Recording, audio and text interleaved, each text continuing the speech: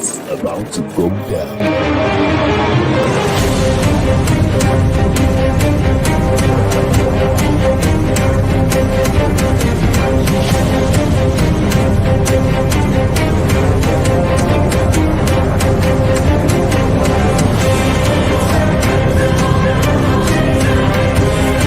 It's lovely pass, and there he turns cleverly. Can he find a finish? Oh, he can! Skill by Joshua, and a return right hand. Good counter right. Bullen is hurt. Second right hand. That clipped him as well. Now he goes in for the kill. Well, Ricciardo is inching into the lead, and Ricciardo that win the Italian Grand Prix! Iguodala running the floor.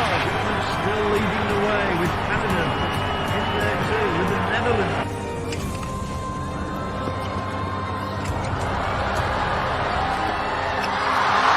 And Musa makes it 4 goals in 2 World Cup matches.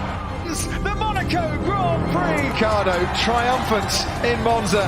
Through Bowden, Barrett, and an early touch and an excellent... Sports Orbit. We make the world go round.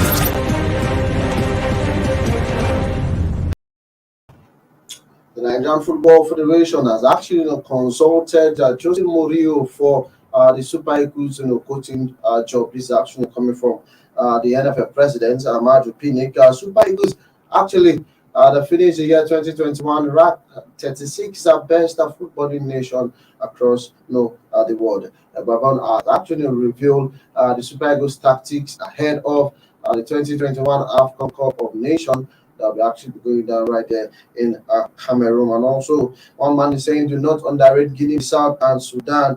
And also, Bet Nigeria is now the official sponsor of the Nigerian Professional Football League. These and many more will come on today's show. This is our welcome you for yet another edition of Sports Orbit right here on the Leadership Podcast Studio. My name is Olawale Ayene. I'll be your host for today. As you can see, 2 gentlemen waiting to talk sports. This is a beautiful Thursday evening. Salut, Fusman. How are you doing today? I'm good. And you? Of course, I'm fine. How far are you? Also standing by to talk sport. Yeah. Pleasure to be here once again. Of course, we go to our first story where the Nigerian football president is saying that they have actually consulted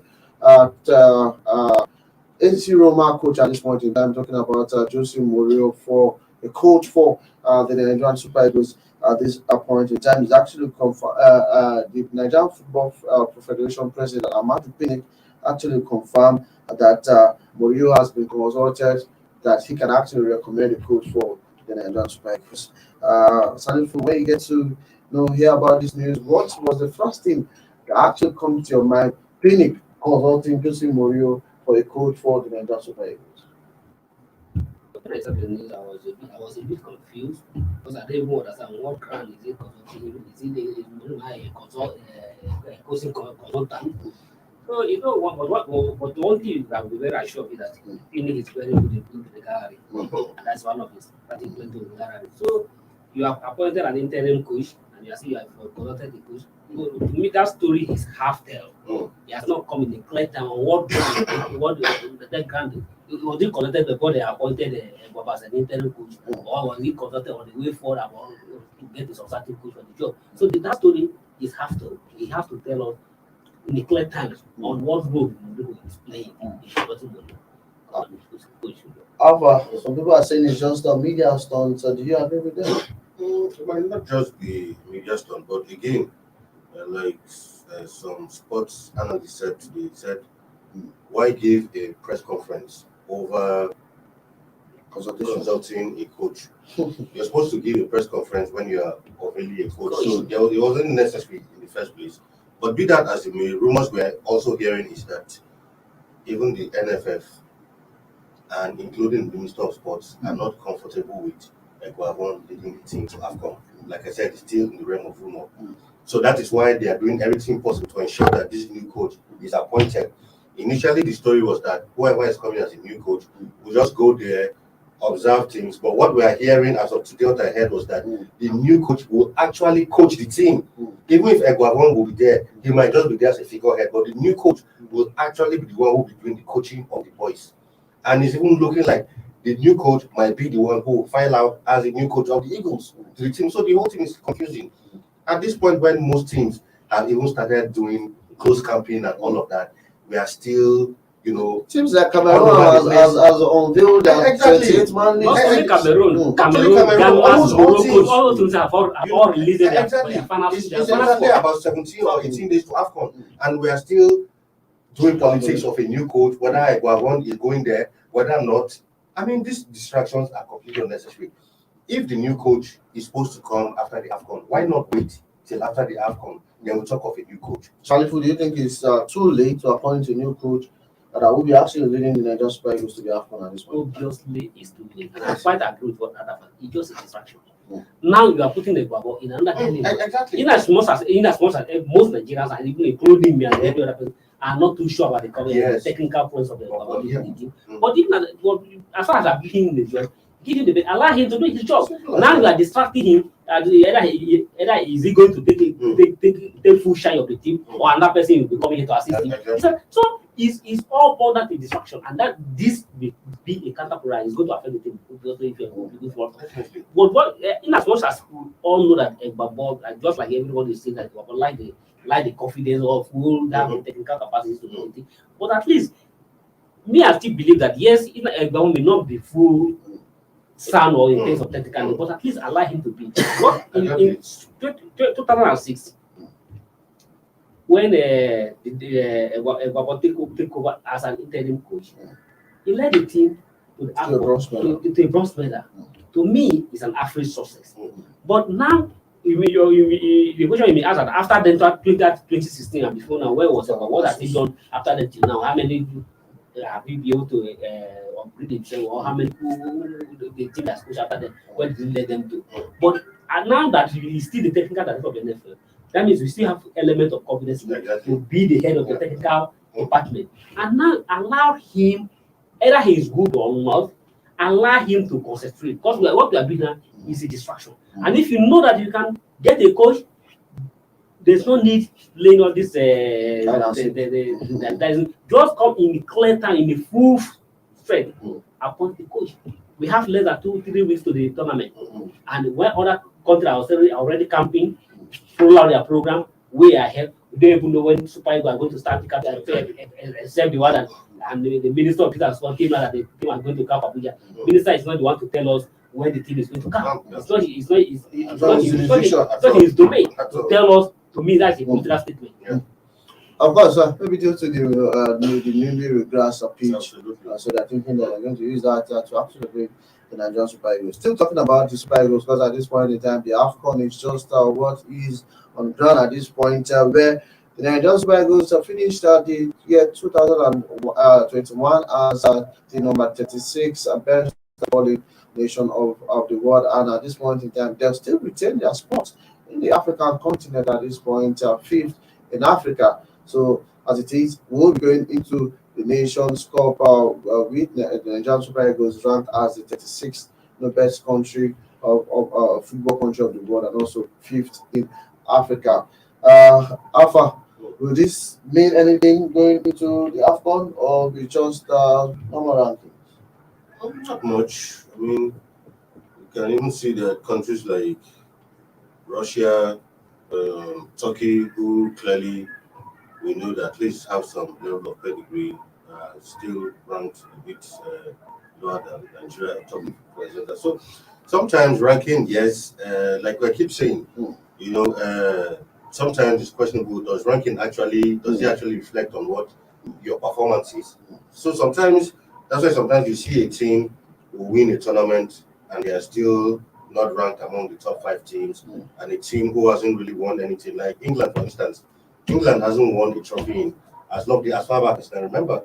But if you check the world ranking, I think England are, even in the top 4 or the top 5, if I'm not mistaken. And whereas countries like Italy, England is more highly ranked than them. So England is ranked 4th. Exactly. But taking a look at Egypt, who are troop alongside the Nigerian Super Eagles in the AFCON, and are 45 in the world, and they are 6th in Africa. Ranked higher than them. Of course, Guinea-Bissau, they are also 106 in the world, while Sudan and in 125th position. So it means looking at the rankings, so we might actually get to read that particular book with the rankings. If that's how you win competition, then a lot of countries would have. Of course, Belgium for instance, like sometimes even me, I don't take this ranking at all. I don't, because I sometimes often question this ranking and the yardstick you use. Now you are saying Belgium is the best footballing nation. What have what grounds have you said Belgium is it because of the talent they have? Okay, for instance, the world champion, which is France, and also France also won the Europe nation recently. Exactly. France is ranking down the line 2 times. Italy, who is the European champion, are ranked 6th. So if you put all those things, look at this. Sometimes I don't even look at this ranking as something, but though some footballers and some even administrators have taken as something that they need to work on it. Because sometimes even those at the helm of our production take it celebrated. I remember vividly during the Sunday Lulu when the NFF was Super Eagles was ranked among the top 10 in the world. Lulu take it everywhere. Exactly. In fact, it was even a campaign, part of the campaign. Up to today, my dear brother is still using that. During the tenure, he was able to ensure that Super Eagles were ranked 9th. Of course, it's a good achievement. He was working towards to meet top 5. Exactly. Top 5 where they were ranked 5, top 5 in that. So, but ideally, if you look at it, he didn't really win. The ultimate goal, you will be known by what you want. Definitely. Of course, we saw the likes of Belgium in number 1 position, followed by Brazil, France, England, Argentina, Italy, Spain, Portugal make up the top 8 when it comes to the world stage. Let's see how this will actually pans out for the Nigerian Super Eagles going into the AFCON at this point. Still talking about the Nigerian Super Eagles, where interim coach talking about Austin Guavon has actually revealed Super Eagles tactics for the AFCON 2021 at this point. He's saying it is going to be 11-man attack team and also 11-man defense. As they're attacking, they're also defending. Don't you think that is this the best way for Guavon to actually set up the Super Eagles going to the AFCON? I think he's going to begin to talk too much. I don't really see any serious coach. He's always on the news. No, but seriously, I don't see any serious coach who is going to a competition and you have to begin telling your tactics on the basis of newspapers to the media. Just whatever tactics you have, keep it close to your chest. When you go to the competition, use those tactics and let's see how far we can go. It doesn't matter if you want to play all defense, if you want to play all attack. All Nigerians need to progress. And in fact, Nigerians are expecting nothing short of clinching the AFCON trophy. So for a lot of Nigerians, I've said that even if we come second, we win the silver, for them to consider it as not a successful tournament. So all Nigerians are expecting is go there, do what you need to do, and bring home the trophy. But Salifu, do you think we have the caliber of players to play on attacking and defensive, 11-man team tactics that Austin Guavon want to actually deploy in the AFCON? Well, I don't know how you want to go about it, but one is that sometimes the best, even as much as you have the best material, it also depends on the position, how you be able to deploy. Exactly. And sometimes your opponent. At the same time, the strength of the position also determine how you play. But one thing is that individually, there's also like normally say individually, if you look at it, Super Eagles selection and Super Eagles team players individually, we see that we have a player. But what have been missing league all this while? How do you begin to play this player to form a team and play as a team and then the result? That has been our situation. But yeah, in any coach, the best form of attacking if you are on the pitch, even the defenders will also be as an attacker. Also know that you attack when you lose the ball, all of it you have to defend and get the ball. Once you get the ball, all of you go out and attack and go for the goal. We all know that we that I'm not even a coach. We all know that guy is the best ever. He's not saying anything. Just like I said, he's talking too much. It's beginning to sound too much. And at the same time, it's part of the thing we just discussed. Why he is saying that he's trying to put his tactic together. There's another distraction. Trying to shave your hair from the back. Trying to remove his seat. Like I want to even sit on. And as even job going, or you will be good as a ball boy. Exactly. But what is that? All you need to do, just like I looked at what I was saying, keep your tactics to your chest. Keep it to yourself. All you need to do, just go there. Let their talk be done on the pitch. Let the fans see what the level of playing you are playing. And the best thing that, luckily for us, we have good players. There's no doubt about it. But how are we going to deploy this player to ensure that we get results? That was what is lacking. And if Mbabo will be able to, it's not going to be him alone. But if you look at it, the Super Eagles pushing, let's not deceive ourselves. Apart from the Babo, if you even look at Salis Yusuf, Paul, Joseph Yobos, so let's be sincere. Who among these three I mentioned tactically sound to give a Babo the necessary assistance to ensure that the team play a good game?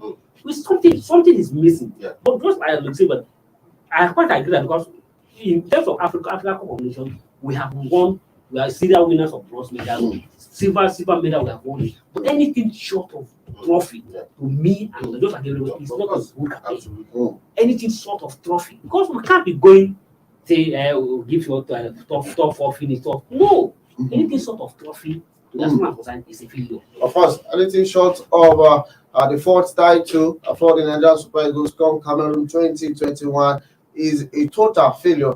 It's actually coming from Salifu and Afa Acho. But for that, we'll go for a short break. When we come back, one man is saying do not underrate Guinea-Bissau, South Sudan. Also, we're going to be looking at the deal signed by the Nigerian League Management Company, talking about the LMC and also a bet Nigeria. These and many more will come after the short break. Don't go nowhere.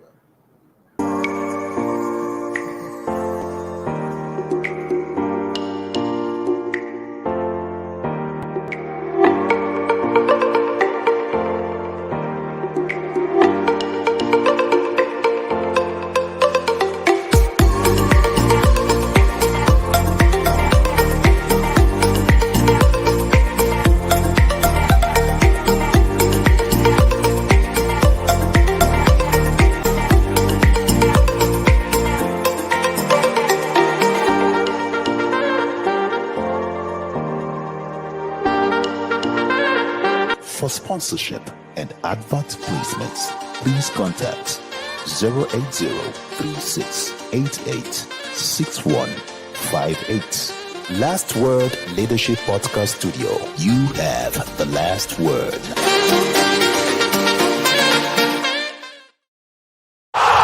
Sports Orbit.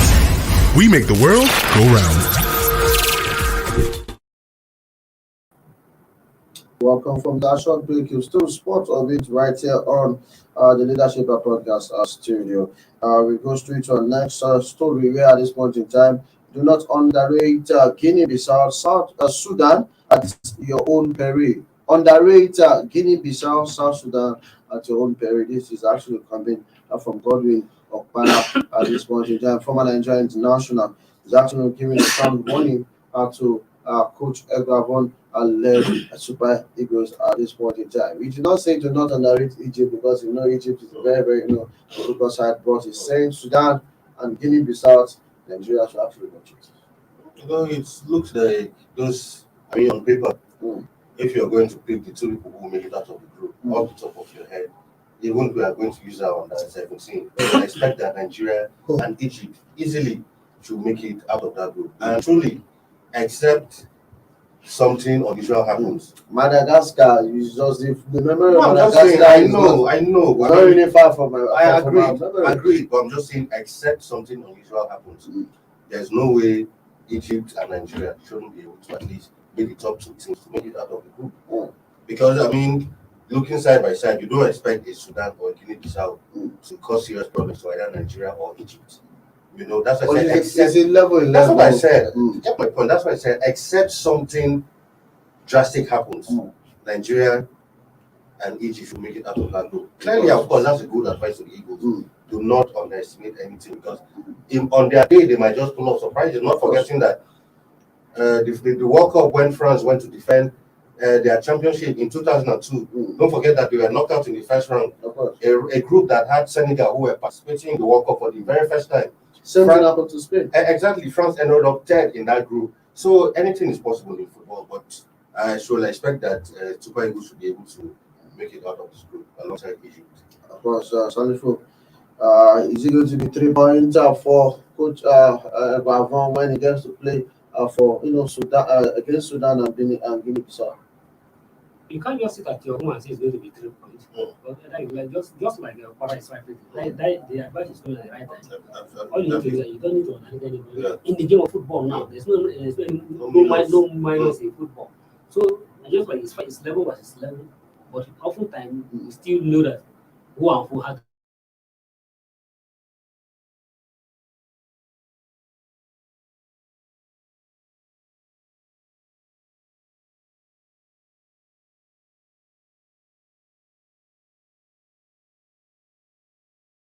be an upset. Mm. So, and it's good that Okpara is advising. Don't do because there is somebody I don't know what they are thinking within the NFL or within the Baba and the school. Okay, maybe by that let us all in the first match. Let's play a goalless draw or play we'll get a draw against Egypt. We'll win the next match against Guinea-Bissau. Win against Sudan. But David Barroca said no. But I don't think those guys are going to get over them. Maybe at the just prepare well and take any match as a final.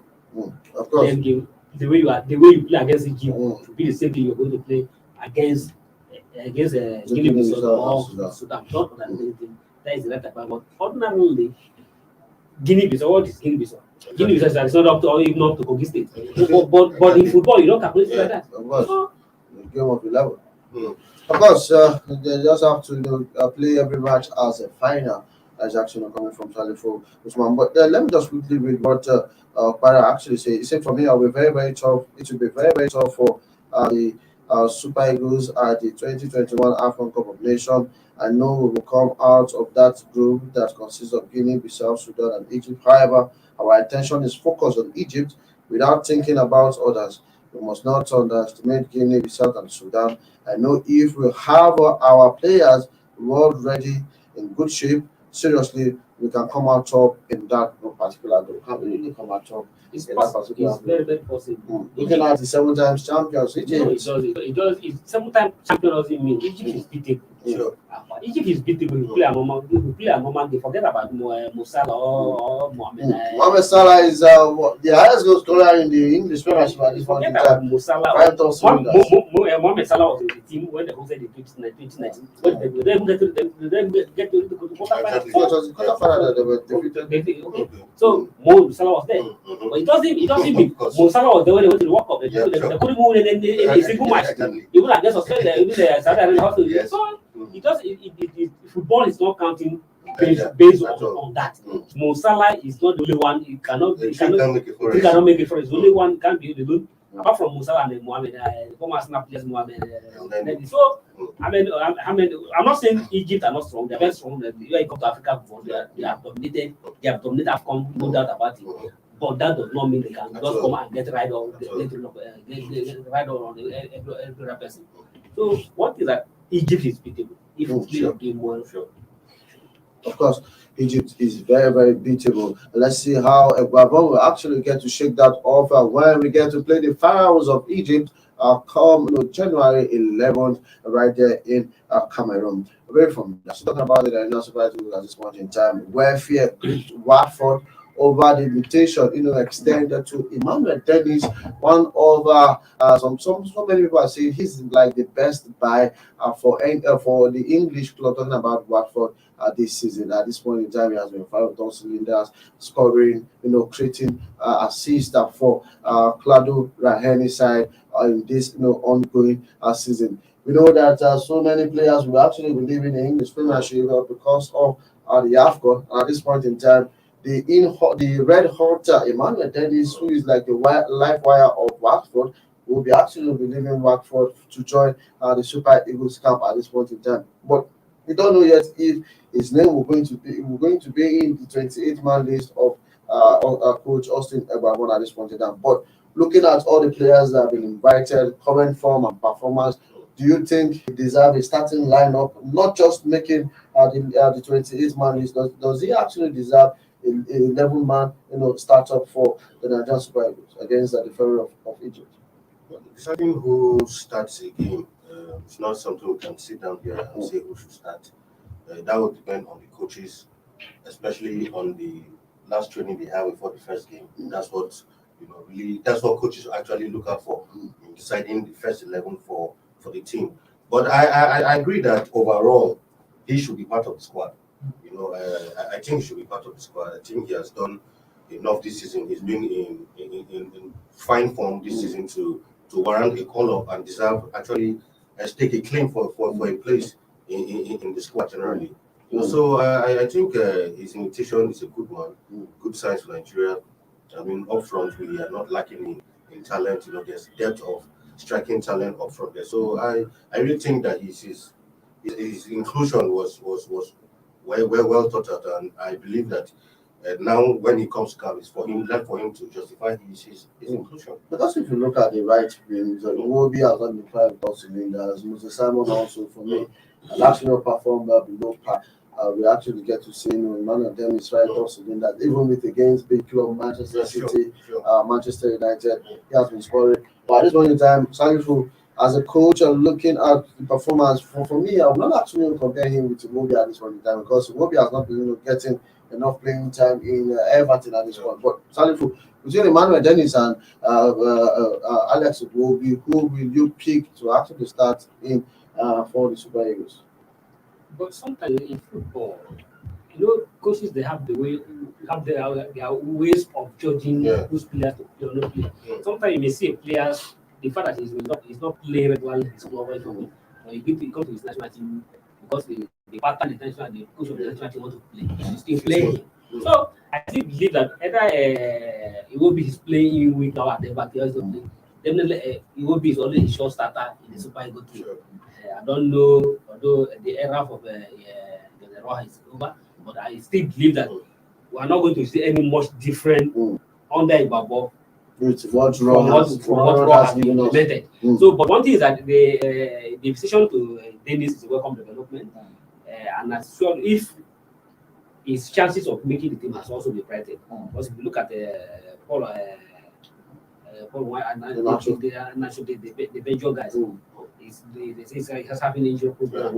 So it's another thing. And at the same time, let's say our own top man, Victor Osimhen. Osimhen is coming out of injury, so you can't 100% depend on you can't 100% depend on Victor Osimhen. At the same time, even though Victor Osimhen is good, but a good coach who wants to manage a player should not overload Victor Osimhen. You should allow him to play all the matches. Then you need to have a backup striker, and definitely that means that I believe that Dennis will maybe make a team. Of course, once is that it is going to affect let's sympathize with the word for the people affect the definitely because he has been the star man, the showman. So playing without him for a month will definitely going to affect their status in the league. Of course, let's see how it gets to pans out. We head straight to the non-professional football league at this time, where Bet Niger has actually sealed a sponsorship deal with the Nigerian professional football league management. I was talking about the LMC League Management Company, headed by Shehu Diko in that particular. The deal was actually signed in Lagos, and at this point in time, it's just for a year. But the major point of the deal is that it's always shared in secrecy. We don't get to know how much the deal was. We don't get to know from how many years and all that. But Salifu, let me come to Alpha. Let's get your thoughts on this particular deal at this point, because we, the media, were not actually briefed in the totality of what the deal actually entails. First of all, I'd like to say it's a good development, irrespective of whether we know the full package, what comes to the clubs, the players, and all of that. Because the truth is, it's not sustainable playing a top football league without a sponsor. It's simply not sustainable. So if Bet Nigeria decided to pump in money to our league, for me, I think that is something good. Then on the other hand, like you said, we just heard about the deal. We don't know how much it's worth. We don't know what goes at the end of it to each team, each player, and all of that. So at this point, I'm sure that in the next couple of days and weeks, something will come out. We'll definitely know a few hints of what will go into these clubs. We saw the LMC signing a deal with a Red Strike media, who at the end of the day they signed another deal even with the Nine Mobile, and we didn't actually get to see the outcome of that particular deal. Are you sure this deal will not go the way others have actually gone? That we didn't, at the end of the day, we didn't get to feel the impact in our league. I was just checking my head when Alpha was trying to say that in a couple of days we are going to see the details. If you are not going to see, we cannot see the details now. If you are expecting that they are going to see more details in a couple of months, I just want to give them benefit. You wait until that. It's really unfortunate that we keep on doing things in an opposite way in this country. totally different from what is obtainable in the other client. What is wrong? You are managing the Nigerian league. What is wrong in telling Nigeria? You are not the only. You are just the opportune to be in there to decide. So tell Nigerians what is involved. Let the club and let the players, everybody, all the participants know what is involved. You just come on the list of paper, tell us, okay, you have signed a deal. If you read the story, there's no any ingredient in the story. So that they have signed you, and then you're telling us that there's no like interest of their own, they are able to have that. We just have to continue. We have to discuss it. In secrecy. Discuss, get to analyze it in depthly, maybe in tomorrow's edition. But quickly, let's go to the Carabao Cup, and what actually went on yesterday. We saw mouth-watering games. Brentford against Chelsea. The Blues won that particular match at the time, minute of the game 2-0. Liverpool came from 3-goal down to actually get to draw with Leicester, and they actually defeated Leicester on penalty for them to qualify to the semi-final. While we actually saw Tottenham winning at the North London derby against West Ham. We ended 2-1 in favor of Anthony Conte, men at this point. So it means that Liverpool will be facing Arsenal in semi-final, while Chelsea, of course, will be playing Tottenham Hotspur, and it's going to be a two-legged semi-final in the League Cup. Quickly, Alpha, let's get a reaction. Who will actually go through to the finals? It's a two-legged affair, tough one to call. So I just think that we just wait for the days to come and we'll just enjoy the game. Of course, Sally, for quickly, let's get a reaction. Well, just like Alpha said, tough to call. But if I have to make a call, well, it's clearly that obvious that said the fight. Although sometimes Carabao Cup results always go different from other competitions. If not, if you are looking at it, it will be Chelsea versus Liverpool in the final. Of course, we are going to see the return of Antonio Conte facing his former club, Chelsea.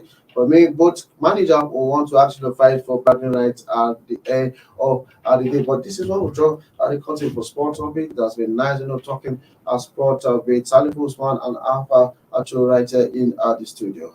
And also our viewers, thank you for staying with us. We'll make a return bigger and better tomorrow. Yet another edition, the last edition for the week, and also the last edition before the Christmas.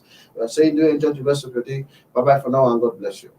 Thank you for watching. For sponsorship and advert placements, please contact 080-3688-6158.